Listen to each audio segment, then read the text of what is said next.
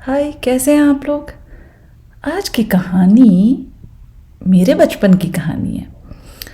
और मैं बहुत छोटी थी जब मैंने ये कहानी पढ़ी थी स्कूल की किताब में। और ये कहानी थी एक बायोग्राफी। किसकी बायोग्राफी? मैरी क्यूरी की। और क्यों मुझे ये कहानी इतनी पसंद आई, ये बायोग्राफी इतनी क्यों पसंद आई? क्योंकि मैरी क्यूरी पहली वुमेन और अकेली इंसान हैं जिनको 2 नोबेल मिले साइंसेस में, फिजिक्स में और केमिस्ट्री में। आज तक किसी भी एक इंसान को 2 डिसिप्लिन में, 2 सब्जेक्ट्स में नोबेल नहीं मिला। और इतना अच्छा लगता है ये सोच करके, ये बताते हुए कि मैरी क्यूरी जो कि एक वुमेन थी, उनको 2 नोबेल मिले और उन्होंने कुछ ऐसा अमेजिंग काम किया कि आप जानना चाहेंगे कि क्या किया। तो मैरी क्यूरी पोलैंड की रहने वाली थी, यंग थी वो, और यूनिवर्सिटी में वो पढ़ना चाह रही थी। लेकिन पोलैंड में उस समय में लड़कियों को हायर एजुकेशन के लिए अलाउ नहीं करते थे। और मैरी के फादर मैथमेटिक्स पढ़ाते थे और फिज़िक्स पढ़ाते थे स्कूल में। तो मैथमेटिक्स और फिज़िक्स मैरी का फेवरेट था और उन्होंने फिर आगे उस पर और काम किया और वो फिर चली आई पेरिस, फ्रांस में। और बहुत ही फेमस यूनिवर्सिटी है पेरिस में, सोबॉन। वहाँ पे उन्होंने पढ़ाई शुरू की और वहीं वो अपने फ्यूचर हस्बैंड से भी मिली, पियर क्यूरी। तो दोनों हस्बैंड वाइफ मिलकर के काम कर रहे थे अपनी लैब में। और मैरी का काम था रेडियम के ऊपर, और उन्होंने खोज की एक नए एलिमेंट की जिसका नाम रखा रेडियम, और पोलैंड को मिला करके पोलेनियम। तो ये जो उन्होंने खोज की इस नई एलिमेंट की, तो उसका क्या रोल था? आपने कभी एक्सरे के बारे में सुना है? एक्सरे क्यों किया जाता है? ये देखने के लिए कि आपको कहीं कोई फ्रैक्चर तो नहीं है, कहीं कोई बोन में चोट तो नहीं लगी है, बोन की क्या हालत है। तो ये एक बहुत बड़ी खोज थी हम लोगों के लिए, इंसानों के लिए, पूरी ह्यूमैनिटी के लिए बहुत बड़ी खोज थी। और फर्स्ट वर्ल्ड वॉर के टाइम पे मैरी क्यूरी अपनी छोटी बच्ची के साथ उन्होंने एक कैरेज बनाया जिसमें वो ये मशीन लेकर के जाती थी। और जितने भी सोल्जर्स जिनको गोली लगती थी, कभी कभी हड्डियों में फंस जाती है, बोन्स में फंस जाती है, तो बाहर नहीं निकल पाती है, तो बहुत पेन होता है सोल्जर्स को। और कभी कभी हड्डियाँ टूट जाती हैं लड़ाई में, ये सब तो होता है ना। तभी तो कहते हैं कि वॉर नहीं होनी चाहिए, क्योंकि वॉर सिर्फ और सिर्फ डिस्ट्रक्शन लाता है।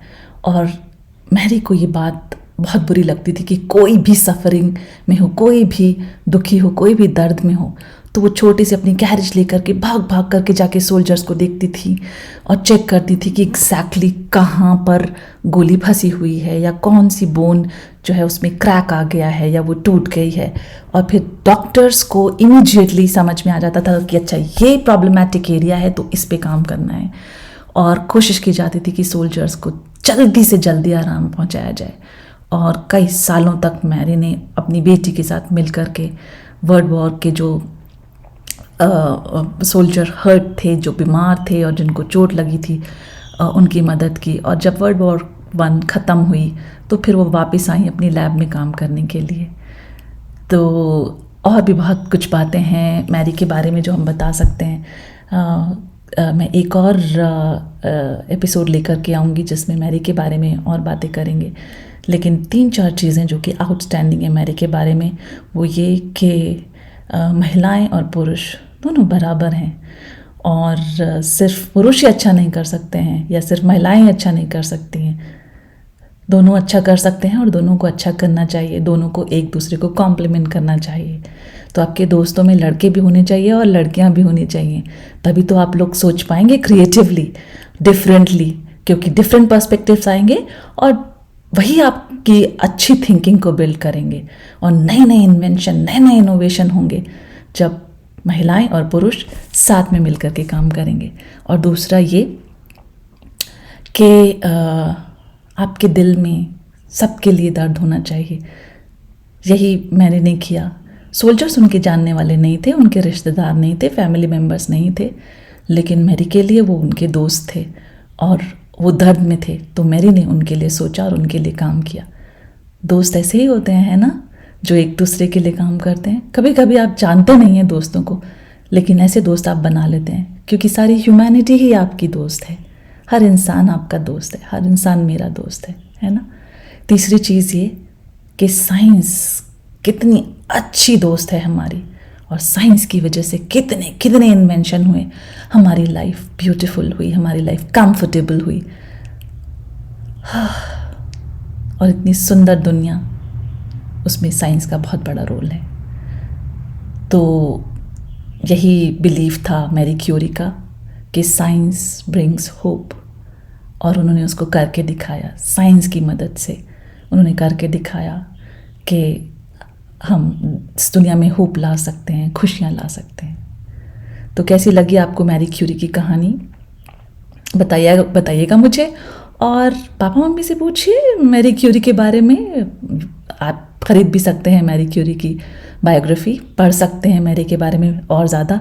और एक और इंटरेस्टिंग बात कि जो मैरी की बेटी हैं, उनको भी नोबेल प्राइज़ मिला। उन्होंने भी फिज़िक्स में काम किया, केमिस्ट्री में काम किया, और उनको भी आगे जा कर के अवार्ड मिला, नोबेल प्राइज़ मिला। तो देखिए दोनों माँ बेटियों ने कैसे इतना सुंदर काम किया, ह्यूमैनिटी के लिए काम किया, और हमने उनको एक्नॉलेज किया नोबेल के थ्रू। और इस छोटी सी कहानी के थ्रू ये एक छोटा सा अटेम्प्ट है उनको याद करने का, और उन्होंने जो हमारे लिए किया उसको एक्नॉलेज करने का, और एक हार्ट फेल्ट थैंक्स बोलने का, है ना। चलिए फिर मिलेंगे हम एक और नई कहानी के साथ। बाय।